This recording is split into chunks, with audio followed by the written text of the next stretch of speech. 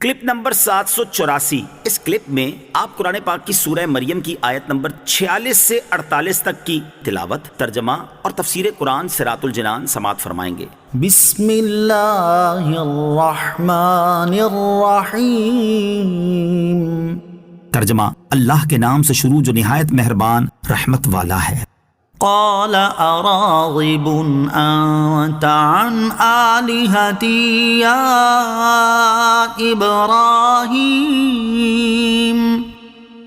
لئن لم تنتہ لأرجمنک واہجرنی ملیا۔ ترجمہ، بولا کیا تو میرے معبودوں سے منہ پھیرتا ہے؟ اے ابراہیم، بے شک اگر تو باز نہ آیا تو میں تجھے پتھر ماروں گا اور تو عرصہ دراز کے لیے مجھے چھوڑ دے۔ قال، بولا، حضرت ابراہیم علیہ السلام کی لطف آمیز نصیحت اور دل پذیر ہدایت سے آزر نے نفع نہ اٹھایا اور وہ اس کے جواب میں بولا کیا تو میرے معبودوں سے منہ پھیرتا ہے؟ اے ابراہیم، بے شک اگر تو بتوں کی مخالفت کرنے، انہیں برا کہنے اور ان کے عیب بیان کرنے سے باز نہ آیا تو میں تجھے پتھر ماروں گا اور تو عرصہ دراز کے لیے مجھ سے کلام کرنا چھوڑ دے تاکہ میرے ہاتھ اور زبان سے امن میں رہے۔ نیکی کی دعوت دینے اور برائی سے منع کرنے والوں کے لیے درس۔ امام فخر الدین رازی رحمۃ اللہ تعالی فرماتے ہیں، اللہ تعالیٰ نے حضرت ابراہیم علیہ السلام کا نصیحت کرنے کا انداز اور ان کے جواب میں آزر کا طرز عمل اپنے حبیب علیہ السلام کے سامنے اس لیے بیان فرمایا تاکہ مشرکین کی طرف سے پہنچنے والی اذیتوں پر آپ علیہ السلام کا دل ہلکا ہو اور آپ علیہ السلام جان جائیں کہ جاہلوں کا یہ مذموم طرز عمل کوئی آج کا نہیں بلکہ عرصہ دراز سے چلا آ رہا ہے۔ اس میں ان مسلمانوں کے لیے بھی درس ہے جو دین اسلام اور اس کے احکام کی دعوت دینے کا فریضہ سر انجام دے رہے ہیں کہ اگر اس دوران انہیں کسی کافر یا کسی مسلمان کی طرف سے کسی ناقابل برداشت سلوک کا سامنا کرنا پڑے تو وہ رنجیدہ ہو کر اس فریضے کی بجا آوری کو چھوڑ نہ دیں، بلکہ ایسے موقع پر انبیاء کرام علیہ السلام اور ان کی قوموں کے واقعات کو یاد کریں کہ ان بزرگ ترین ہستیوں نے کس طرح اسلام کی دعوت دی اور انہیں نافرمان اور سرکش کفار کی طرف سے کیسی کیسی اذیتوں کا سامنا کرنا پڑا، لیکن انہوں نے تمام تر تکلیفوں کے باوجود دین اسلام کی دعوت دینے کو نہیں چھوڑا۔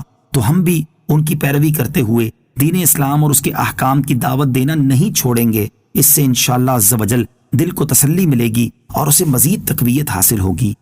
قال سلام علیک سأستغفر لک ربی انہ کان بی حفیا۔ ترجمہ، فرمایا بس تجھے سلام ہے، ان قریب میں تیرے لیے اپنے رب سے معافی مانگوں گا، بے شک وہ مجھ پر بڑا مہربان ہے۔ قال سلام علیک، فرمایا بس تجھے سلام ہے۔ حضرت ابراہیم علیہ السلام نے اپنے چچا آزر کا جواب سن کر فرمایا تجھے دور ہی سے سلام ہے، ان قریب میں تیرے لیے اپنے رب عز و جل سے معافی مانگوں گا کہ وہ تجھے توبہ اور ایمان کی توفیق دے کر تیری مغفرت فرما دے، بے شک وہ مجھ پر بڑا مہربان ہے۔ آزر کے لیے دعائے مغفرت کا وعدہ کرنے کی وجہ، حضرت ابراہیم علیہ السلام نے اپنے چچا آزر کے لیے جو مغفرت کی دعا فرمائی اس کا ذکر سورہ شعراء کی آیت نمبر 86 میں ہے، اور یہاں یہ یاد رہے کہ حضرت ابراہیم علیہ السلام کا اپنے چچا آزر سے یہ کہنا کہ ان قریب میں تیرے لیے اپنے رب سے معافی مانگوں گا اس وجہ سے تھا کہ آپ علیہ السلام کو اس کے ایمان لانے کی توقع تھی، اور جب آپ علیہ السلام پر اس کا ایمان نہ لانا واضح ہو گیا تو اس کے بعد آپ علیہ السلام آزر سے بیزار ہو گئے اور پھر کبھی اس کے لیے مغفرت کی دعا نہ کی۔ اللہ تعالیٰ ارشاد فرماتا ہے وما كان استغفار إبراهيم لأبيه إلا عن موعدة وعدها إياه فلما تبين له أنه عدو لله تبرأ منه إن إبراهيم لأواه حليم۔ ترجمہ، اور ابراہیم کا اپنے باپ کی مغفرت کی دعا کرنا صرف ایک وعدے کی وجہ سے تھا جو انہوں نے اس سے کر لیا تھا، پھر جب ابراہیم کے لیے بالکل واضح ہو گیا کہ وہ اللہ کا دشمن ہے تو اس سے بیزار ہو گئے۔ بے شک ابراہیم بہت آہوزاری کرنے والا، بہت برداشت کرنے والا تھا۔ وَأَعْتَزِلُكُمْ وَمَا تَدْعُونَ مِن دُونِ اللَّهِ وَأَدْعُو رَبِّي عَسَىٰ أَلَّا أَكُونَ بِدُعَاءِ رَبِّي شَقِيًّا۔ ترجمہ، اور میں تم لوگوں سے اور اللہ کے سوا جن بتوں کی تم عبادت کرتے ہو ان سے جدا ہوتا ہوں، اور میں اپنے رب کی عبادت کرتا ہوں۔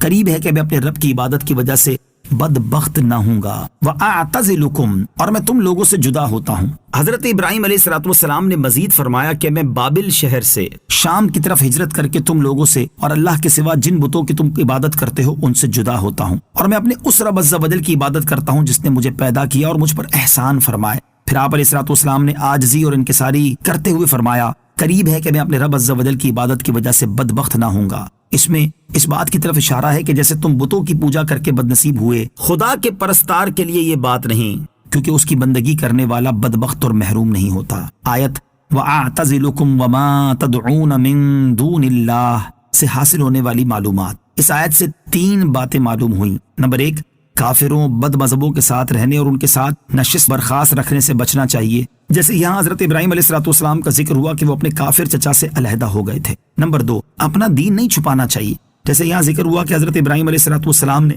अपना दीन साफ और वाज़ेह तौर पर बयान कर दिया कि वो सिर्फ उस अल्लाह ताला की इबादत करते हैं जो उनका खालिक है। नंबर 3,